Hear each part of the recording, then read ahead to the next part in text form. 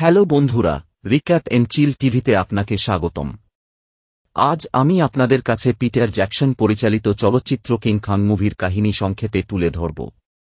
মুভিটি ১৯৩৩ সালের গল্পের একটি বিস্তৃত ও আবেগঘন রূপ।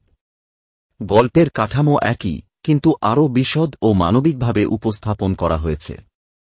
চলচ্চিত্র নির্মাতা কার্ল ডেনহ্যাম তার ফিল্ম প্রজেক্টের জন্য এক রহস্যময় দ্বীপে যাত্রা করেন। তার সঙ্গে রয়েছেন অভিনেত্রী অ্যান ডারো ও লেখক জ্যাক ড্রিসকোল। তারা পৌঁছায় স্কাল আইল্যান্ডে, যেখানে প্রাগৈতিহাসিক দানব, অদ্ভুত প্রাণী এবং স্থানীয় আদিবাসীরা বসবাস করে। এই সিনেমায় দেখা যায় ১৯৭৩ সালে একদল বিজ্ঞানী ও সেনা স্কাল আইল্যান্ডে যায় এবং আবিষ্কার করে বিশাল দৈত্য কংকে। স্থানীয়রা অ্যানকে ধরে কংয়ের বলি হিসেবে উপস্থাপন করে। কিন্তু বিশাল গরিলা কং অ্যানকে মেরে না ফেলে বরং তাকে ভালোবেসে ফেলে এবং রক্ষা করে বিভিন্ন বিপদ থেকে, যেমন ডাইনোসর, রাক্ষসে পোকা ও জুরাসিক যুগের প্রাণীরা।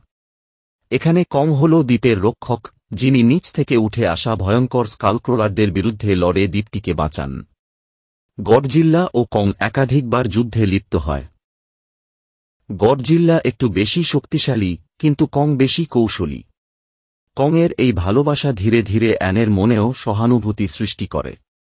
সে বুঝতে পারে কং কেবল একটি দৈত্য নয়, বরং একাকী, নির্যাতিত ও আবেগপ্রবণ প্রাণী।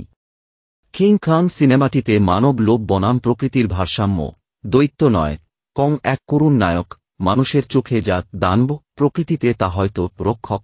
ভালোবাসা ও সহানুভূতি পশুর মধ্যেও থাকে তা ফুটিয়ে তোলা হয়েছে। গল্পটি যদি আপনাদের কাছে ভালো লাগে তাহলে রিক্যাপ এন্ড চিল টিভি চ্যানেলটিতে লাইক, কমেন্ট ও সাবস্ক্রাইব করুন।